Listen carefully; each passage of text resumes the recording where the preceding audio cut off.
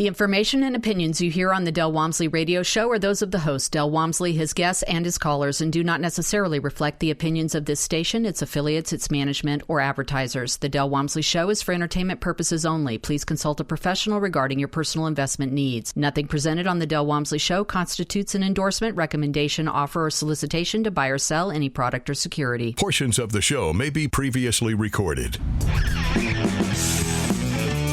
Welcome to the Del Walmsley Radio Show.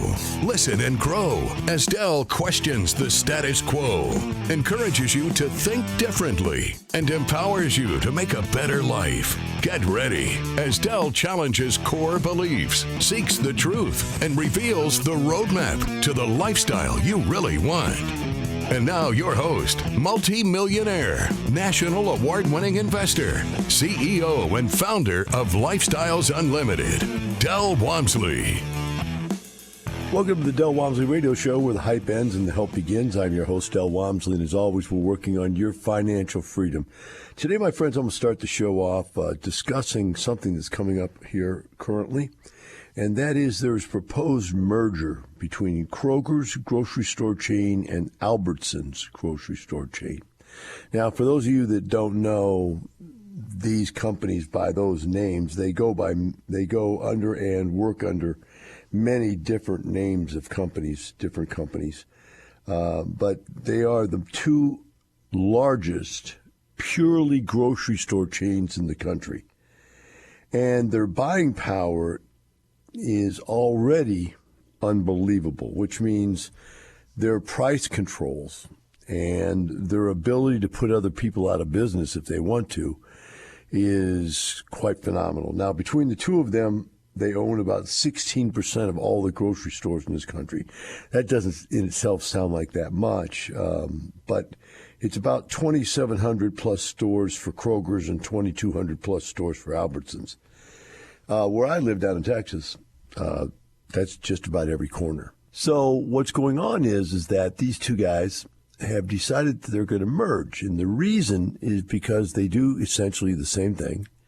They're in essentially the same marketplaces. And so they are competition for each other.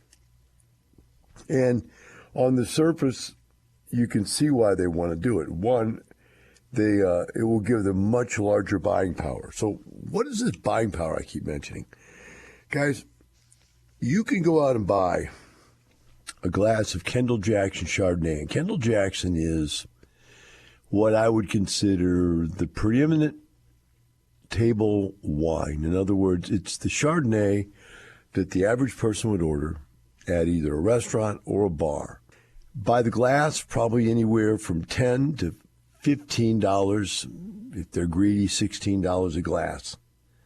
But you can buy the whole bottle of Kendall Jackson Chardonnay for like $8 at Kroger's. You can go into every other liquor store, every other grocery store, and it costs anywhere from 1.5 to 2 times that anywhere else. And that's just one name brand that I've chosen. It's that way across the board on all wines. And many, many other products. They just have the volume discount. Now, the only competition they have, basically, because of that volume discount, is the other one, Albertsons and or Kroger's. So by merging the two, they're doing two things. One, they're giving themselves the ability to buy even larger quantities of product at a lower price, more economics of scale. And two, getting rid of the competition who's offering the product for the lower price, just like they are. And I've been in Albertsons, and they're not as cheap as Kroger's. They price their stuff a little higher than Kroger's does, at least wise in the wine section, where I've just used wine as sort of that buying power center to look at. So when you look at these stores and you see them merging together, what's going to come out of that? Well, many things come to my mind, and I want to share with you as fledgling investors that you should see from this. One, of course, is the positive. It's the economics of scale. And as a business person, this kind of dominance is a big thing. So for them to be able to do this merger, they have to get an agreement. They have to get a okay from somebody, whoever it is that is going to give off the okay to those kinds of things. But one of the things that's going to be required is that they're going to have to get rid of some of their stores, right? And they're going to be required to divest about 650 of the stores. And the reason is because the agency that's looking at this is saying, you'll just have too much dominance. You'll have every store in that part of that town if you don't get rid of some of these stores. You can't have that much coverage. And they're okay with that because they're really creating a lot of duplication. I was talking to, actually, before I'd heard this happen, I'm reading the article right now, but I'd heard this happen. And I talked to the owner or the manager of the grocery store down the street that I always go to, and he was saying, yeah, we're gonna close a few stores here. So now they're able to get rid of their duplicate efforts and drive more people into one store. Well, so what does that mean? Well, if you have any idea what the payroll is for a grocery store, I don't, but it must be unbelievable because I go there 24/7 at Kroger's. And I don't know if Albert's is open that long, but Kroger's open. And you can go just about any time of day or night. In fact, I don't think it's 24 hours, but I think it's like, 6 in the morning till like 12 o'clock at night or something like that, way past any time I'd be going to the grocery store. But there's always a boatload of people there. You can't run those things empty, and then you've got to have all the stockers and on and on and on. You know what I mean. Lots of people. So they're going to be able to cut payroll. Now, what they're going to do with those stores is interesting because you can't sell off stores like that. Why can't you just sell them off? Well, there's many reasons. One, their distribution chains all go through you. And if the store's worthless once you cut its distribution chain off. And you can't get rid of 650 stores all at once without just totally depressing the market and the value of what you own as far as the store and the real estate that the store's in, right? Now think about having a shopping center.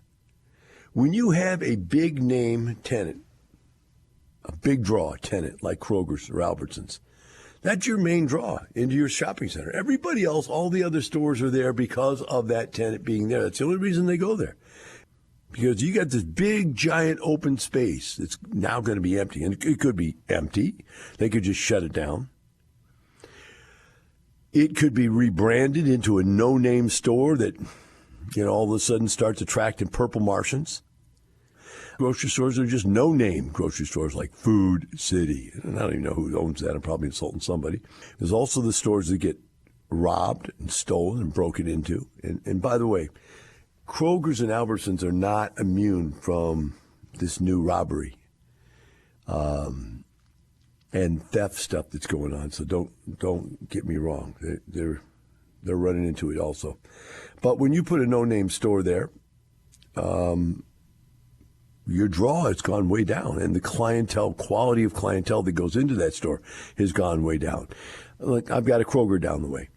If they shut my Kroger right there, I'll either start going to a Kroger on the other side of me, which is a little further away. In fact, probably a good, I'd say, 2 miles farther the other direction. Because I'm not going to go to a no-name store there. Or I'll go to H-E-B, which is another big name store here in the Houston area. And but it's big name and well run. So what you'll see is that whoever owns that piece of real estate is going to take a hickey. They're going to get killed. Whether they close that store, which would be the worst, or whether they rename it, or they sell it off to some other smaller chain, you've got nothing. Like I said, there's no recourse. Because nobody's breaking the lease. They've got the lease. They're paying you the rent, right? Unless they just close it, in which case they'll use whatever out clause they have. Lease termination payment, whatever it costs to break out of that lease. And there you are. Now, you can't afford that kind of stuff. And that's why I've told you guys for 30 years, don't start in commercial real estate. Don't do strip shopping centers. The other thing is probably some of the worst tenant-worthy or lack thereof worthiness people are small mom-and-pop businesses because they struggle all the time to make it. You can see what happened in COVID. It wiped out just about everybody. So those small stores have a very difficult time paying their rental payment to you. And they come into business and go out of business very easily, leaving you with vacant space that's not paying any rent at all. So again, this is the problem with this type of an investment. Now, for the ones where the stores and so forth are not closing, the ones that are leaving open, those landlords are getting no more from it, right? They're getting no more from it other than the fact that, okay, this has been chosen, so we probably got a pretty good idea that this lease might get renewed, but they really have had no benefit. This is the beauty of leasing. So, for instance, people have asked me forever, Del, why don't you own the office buildings that you have your offices in? I said, because I don't want to be in commercial real estate. It's not the place to be, right? It's just not the place to be. And I see these guys struggling all the time. And I don't want to be in that position. I don't want to own a giant building that, I have to fill up. Now, the only real estate I own is I own some commercial grocery stores where it is a single tenant store, and everybody in that building is that tenant, which is a grocery store. And I bought those back during COVID because it was really the only business that wasn't shutting down. They didn't shut down grocery stores. And mine are all out in rural areas, so they're nowhere near, no place where they would build a Kroger's or an Albertsons or anything like that. So you can see that commercial real estate has massive, massive risks associated with it. Get this. Kroger's and Albertsons together have a customer base of 85 million households, control 16% of the U.S. grocery market. Each of them has, 2,700, 2,600, 2,200 respective type units. So it's pretty unbelievable. Now, the uncertainty that these other people face, it's really, I can't even tell you what's going to happen to them. I really can't. But it is obvious for us as customers that whereas right now there's a store on every corner, they're going to be shutting a lot of those stores down. And we're going to be traveling just a little bit farther to go get our groceries. We'll be right back with the Del Walmsley Radio Show.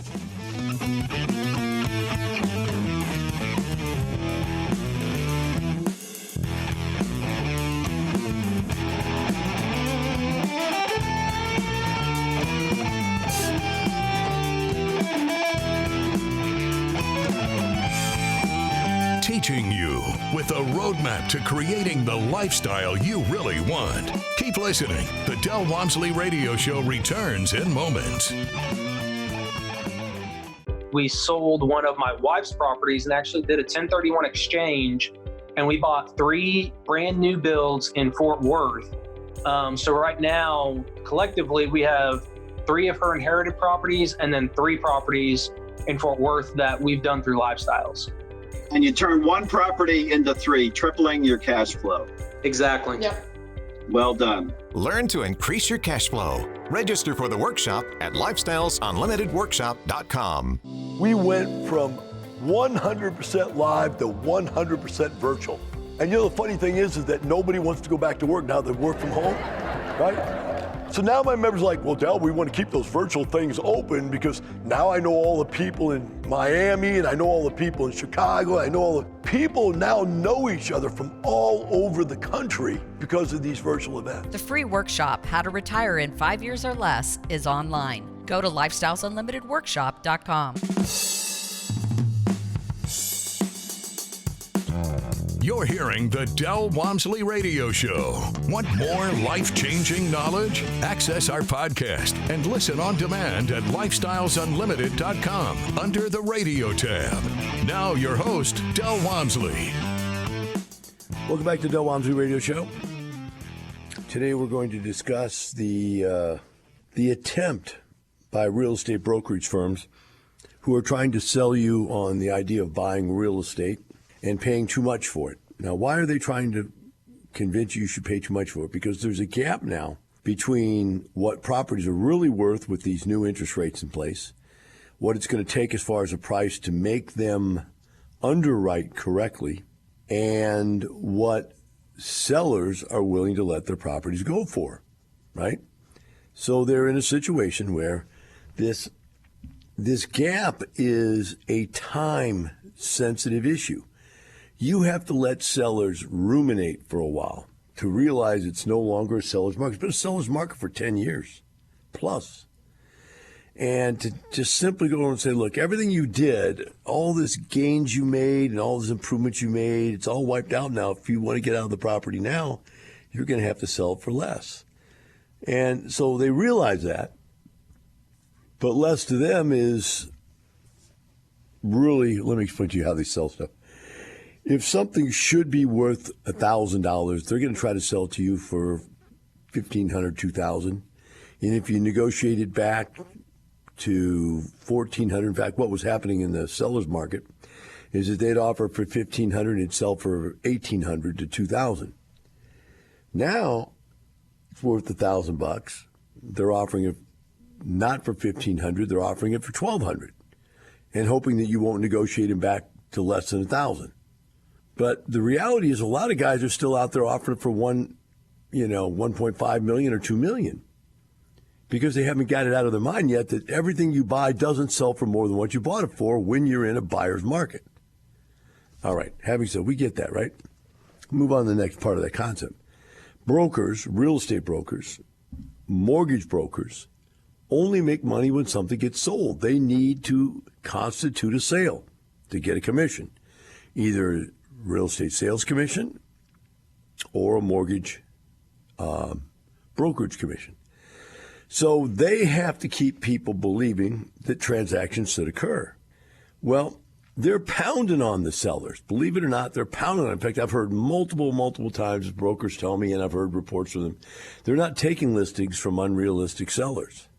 And they're telling sellers that you're going to get retraded down to realistic numbers, because the mortgage companies, the banks and the mortgage companies, are not going to allow deals to be underwritten and to be financed when they don't make sense.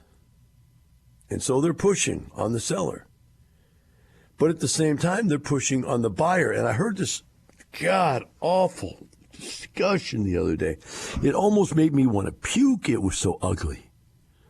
It was 3 of the top real estate companies out there in the country talking about what they're doing right now to make transactions happen. And it's funny how people come up with, especially people that are losing in life, come up with terms for things that make you believe that it's realistic for them to do what they want you to do. But they were saying, we were looking for price discovery. Now think about what price discovery means. What they're saying is, we were looking for the greater fool. There's got to be a guy out there that's dumb enough to pay too much. And they were saying, what we're finding in the price is, if we put something out there and we say it's worth $1 million, we'll find 10 people come in with offers at $900,000. We'll find 10 people come in with offers at $1 million. We'll find 10 people come in with offers at $10 million one, and then we'll find one idiot that will come in with an offer of $1.2 million or $1.3 million. And they're calling that price discovery. We're discovering a price that we can live with. What they're really discovering is an idiot. The greater fool theory works. There are stupid people out there. So, well, why would anybody overpay, Del? Because it's not their money they're spending. They're a syndicator. They only get paid when they close a deal. They only make more money when they own more deals. Every transaction accumulates transaction fees for them. And so if they're not closing something, if they're not making deals happen, they're not making money or any more money. And so they're not spending their own. They don't care. They really don't even care if they lose the money. It's the transaction and the fees that they're going after. You know, a management company, and I've always thought this was stupid, but management companies get paid a fee to manage your property. Well, when I was a management company, quote unquote, I wasn't, but what I was partners with people. I would say I'll take 25% of the profit, which means if there's no profit, I get nothing. I had 25% of zero. If I couldn't bring you a profit, I didn't make anything. I was paid when you were paid. These guys are paid no matter what. So they're making some ungodly thing like 5-6% of the gross sales. So if you got a giant apartment complex, and that's like Grant Cardone's always screaming, the bigger the property, the better it is, the more money you'll make. No, Grant, we all know you're lying. The bigger the property, the more money you make, Grant. The more money you make on fees up front, the more money you make on fees during the middle, and the more management fees. Nah, come on, don't lie to everybody. Big properties are not the best investment. Smaller properties are the best investment. They make much higher rates of return of profit than the big ones do. A big one is like a giant ship out in the ocean. When you need to turn it, it takes forever just to turn it a little bit. It's like my boss used to tell me, it's like a 747. If one engine goes out, that plane's not coasting. It's going down. Whereas if you got a little plane and one engine goes out, you can fly that baby all the way to where you're going and land it still. You're fine. Nah, it's just not the same thing. So these guys are trying to tell you that, you know, they're out there saying, we have this price discovery. So what do? Well, there's a Marcus Millichap article that comes up, and the guy goes, let's not talk about inflation. Let's not talk about interest rates. You guys all understand all that. It's already there. And let's talk about the things that we think are going to be best indicators for investors to be thinking about. Now, you got to understand, this is a con job this guy's coming up with. These guys are rich, these brokers are. And they're telling you what they want you to hear. And I know what they're doing. They're a brokerage firm. They got to sell something. They don't make a living if they don't sell something. So they got to get you to believe that it's okay to buy something. And actually, they got to get you to believe it's okay to buy something and pay too much. Because if the prices were to come down, everything would sell. You got to understand that. The only reason prices don't sell, you say, well, real estate isn't liquid. Real estate isn't liquid because you won't sell it for what it's really worth. You want to sell it for what you want it for. So if you go to the stock market and say, well, I've got $100 stock, I want $200 for it, that'd be pretty illiquid too. But if you got a $200 stock and you put it in the market for $200, somebody wants it, they'll buy it, right? It's just a matter of you're trying to sell stuff for prices that are unrealistic, and you're waiting for the greater fool theory to occur. So here's one of the things they said. They said that consumer price, remember they're saying inflation and interest rates mean nothing.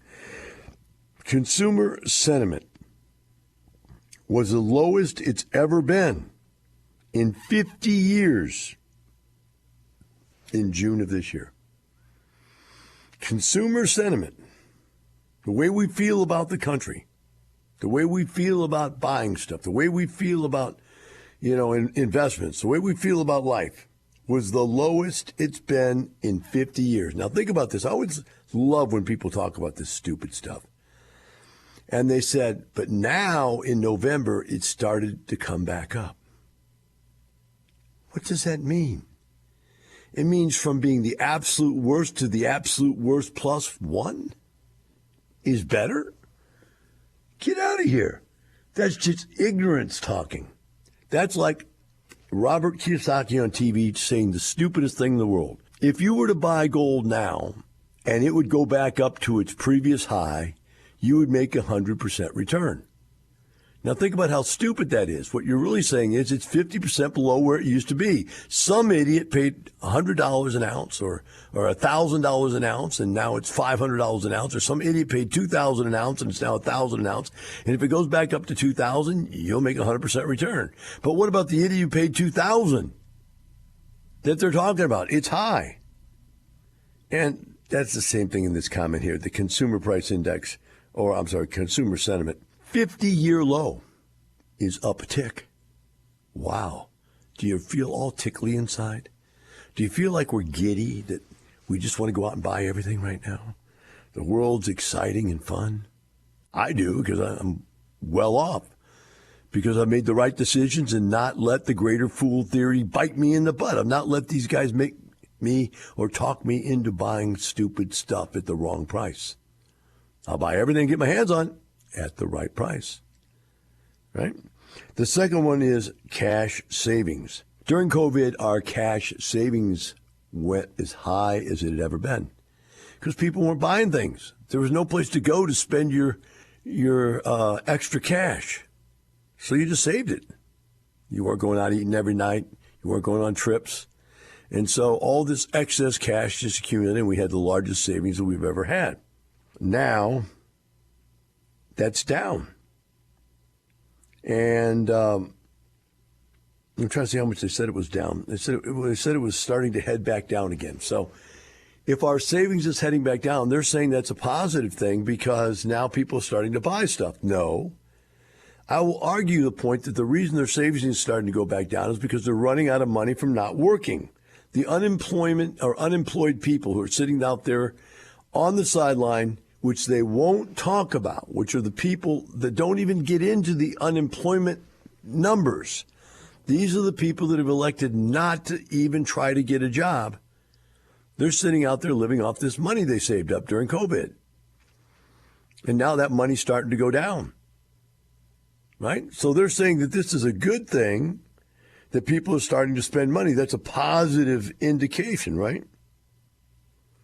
But at the very same time, personal debt, credit card debt is at the highest on record ever.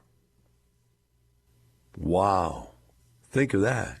Maybe these guys have all this cash because they haven't been paying their credit cards or haven't been paying their rental payments. Maybe because the government told them they didn't have to pay their bills. And now they have to pay their bills again. Right? But can you imagine how healthy that is for our economy to have credit card debt at the highest it's ever been? Personal debt, highest on record. Unbelievable. The last one they talk about is open positions, job and positions available. And he said there's 10.3 million jobs available today, and there's only 3.7% unemployment. Well, that's because people aren't wanting to go back to work.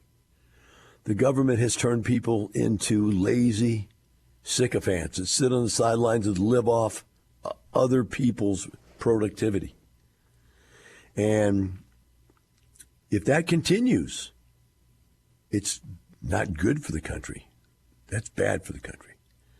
So everything that I just read right there that they're trying to say is good, I see it as bad. But they had to have something to talk about because they have to come out with an article every week from these guys saying something about the marketplace. Why? Because, number one, in marketing, you got to get in front of people every day or every other day or at least once a week, and you got to get in their face. And two, you have to have something positive to say to them so that, as you're sitting here hearing the world's caving in around you, that it's still a good idea to pay too much for real estate. Just come to us and let us sell you something for more than what it's worth. And I say to you, no, let's all go over there and tell them we want to buy, but at the price that it should be sold. If all of us get together and say, no, we're not paying those ridiculous prices, Marcus Milchap, then the prices will come down. And we will buy investments that will make our families happy and retire us. And that, my friends, is what it's all about. Remember always, we're not doing this just for money. We're doing this for a lifetime. Have a wonderful day. We'll see you tomorrow. The information and opinions you hear on the Del Walmsley radio show are those of the host, Del Walmsley, his guests, and his callers. The Del Walmsley show is for entertainment purposes only. Please consult a professional regarding your personal investment needs. Nothing presented on the Del Walmsley show constitutes an endorsement, recommendation, offer, or solicitation to buy or sell any product or security.